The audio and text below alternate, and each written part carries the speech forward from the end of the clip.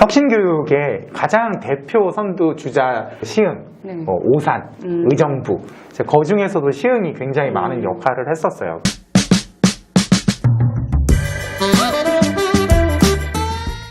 네, 안녕하세요. 경기도교육청 미디어 담당 장학사 김차명이라고 합니다. 안녕하세요. 초등학교 3학년, 6학년, 중학교 2학년을 보내고 있는 학부모 권우분입니다. 무려 셋? 네. 아마 같은 세대일 거예요. 네. 지금도 딱 우리 교육이 교실 이데아 시대잖아요. 네네. 아침 0교시서부터 가가지고 9교시, 10교시 보충 수업, 야작. 생각해보면 딱 우리 세대 때 교육의 모습은 오로지 입시.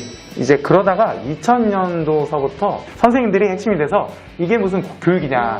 결국은 저는 혁신학교는 공공성 확대라고 봐요. 그러려면 하나로 기준이 있으면요 어려워져요. 어떻게 하면 아이들이 각각이 다 행복하면서 학교는 민주적으로 돌아가고 가치 있는 사람들끼리 서로 도와가면서 교육할 수 있을까? 혁신학교가 그런 작은 학교 살리기 운동에서 시작했어요.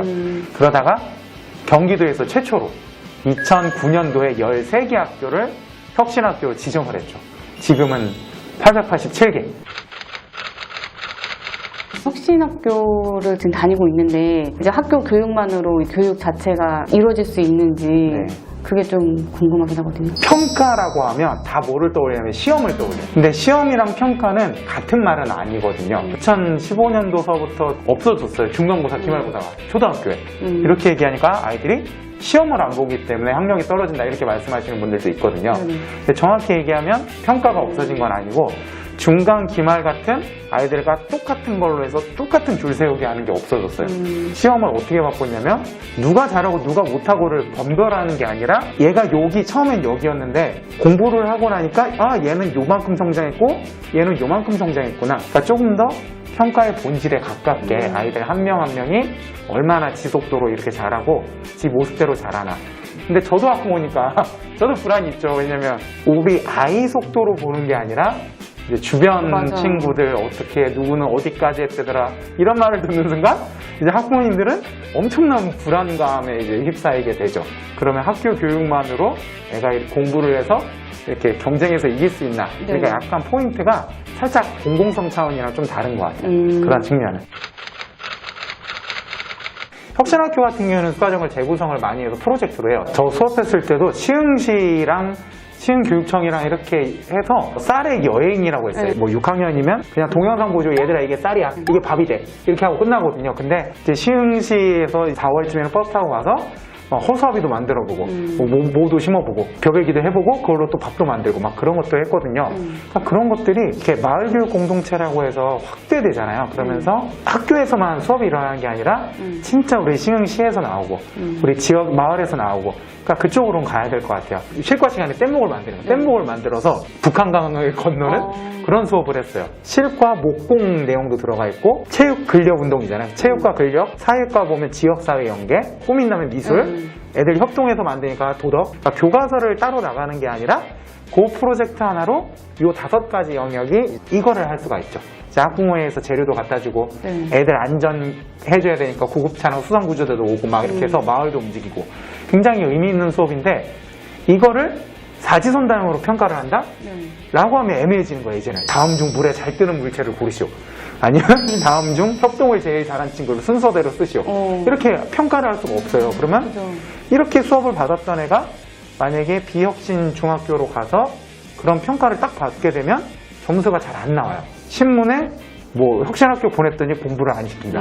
혁신학교 보냈더니 기초학력이 떨어진다. 이런 식으로 나오는 거예요. 그러니까 우리 처음에 얘기한 것처럼 평가를 바꾸려고 하는 것도 그런 측면이라고 보시면 돼요. 수업이랑 평가랑 같이 바뀌어야지 둘 중 하나만 바뀌면 이게 이도저도 안 되게 되더라고요.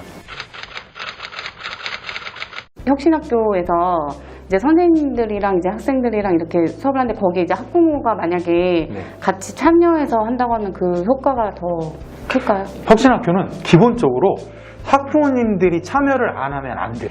그 공공성이란 거는 절대로 다양성이 전제가 안 되면 안 되거든요.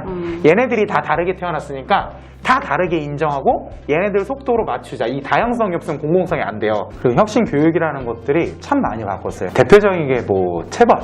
이제 반강제적으로 뭐 야자를 시킨다든가 이런 것들도 이제 학생 선택권 측면에 있어서도 굉장히 도움이 될 것 같고, 그러니까 이제 패러다임이 바뀐 거예요. 옛날은 좀 권위적이고 관리적이고 그런 것들이 셌다면 지금은 아니죠. 그래서 이제 더 소통해야 되고 더 평등해지고, 지금은 모든 애들이 다 공부로 성공할 수는 없어요. 그러니까 그 다양성 인정이 되려면 학교별로 굉장히 유연하게 해야 되잖아요. 그게 교육 자치고, 교원 그리고 학부모, 학생 이렇게 교육 주체들이 계속 소통하면서 우리는 어떤 학생을 기를 건가, 그리고 얘네들이 어떻게 배울 건가를 진짜 치열하게 논의를 해요. 그거를 바탕으로 교육과정이 만들어지고 약속이 만들어지고. 작년 1년 저도 학부모였는데 어떠셨어요? 저는 이제 학습이 늦으면 어떡할까 이런 걱정은 걱정이 되게 많아요. 많았거든요. 제 주변에서는 학습이 부진한 아이들이 마을교사분들을 통해서 학습 지원을 받고, 중학생 아이 같은 경우도 가장 좋았던 게 듀오 자체도 아이들이랑 함께 만들고, 작년에 이렇게 아쉬웠던 게 있으면 이제 올해는 좀 보충해서 이제 된 것 같아서 조금 그렇죠. 작년에는 선생님들도 진짜 정말 이걸 어떻게 해야 되나. 근데 그래도 우리나라 선생님들이 대단하신 게 그 줌은 회의용 도구거든요. 근데 그걸 교육용 도구로 바꿨잖아요. 이 온라인 수업이 몇 가지 영향을 줬죠. 첫 번째가 선생님의 수업이 공개 수업 됐어요. 재밌는 거는 학교만 오픈된 게 아니고 가정도 오픈됐어요. 애들 배경 보면 아 쟤는 뭐 하고 있다. 가끔씩 고등학교 수업 보면 애들이 막 눕방 아세요? 눕방 누워가지고 이렇게 들어요. 그러니까 부모님이 어떻게 지원해 주냐에 따라 또 완전히 다르고, 반강제적으로 친근해진, 모두가 반강제적으로 막 스마트해지고. 확실히 장점이 있잖아요. 각종 다큐애들 나오는데 코로나19 상황에서 조금 유연하게 온라인이든 오프든 등교든 이게 딱 됐던 학교들은 평소에 이런 소통이 좀 잘 되던 학교들이었어요. 근데 대부분 그런 게 혁신학교들이 많았죠. 우리가 이제 미래학교 얘기도 하는데 경기도교육청 1호 미래학교가 군서미래복지학교.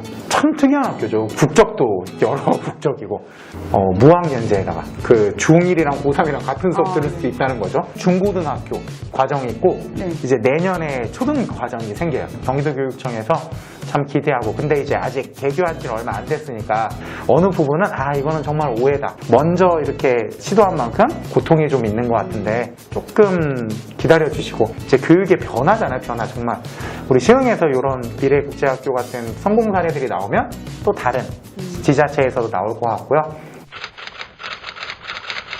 자녀가 어떻게 자랐으면 좋겠어요? 그러면 학교에서 공부 잘하고, 공부 잘해서 뭐 어느 대학교를 가고 뭐 이렇게 얘기를 많이 하셨어요. 저희 부모님 세대는. 근데 지금 부모님들한테 자녀가 어떻게 컸으면 좋겠어요? 라고 하면 99.9% 다 똑같은 얘기예요. 건강하게 지 하고 싶은 거 하면서 행복하게 살았으면 좋겠다. 맞아. 진짜 그래요, 진짜. 그러니까 뭐 얘가 내 노후를 책임져주고 사회 경제적으로 뭐 잘 되고 이런 걸 바라지가 않아요. 그러니까 어떻게 보면 그런 것들이 앞에서 얘기했던 공공성, 이런 다양성, 또 아이들의 개별화, 그리고 아이들 하나하나의 존중, 이런 것들을 위해서 만들어진 게 이제 혁신학교고 혁신교육이라고 그냥 정리해보고 싶습니다.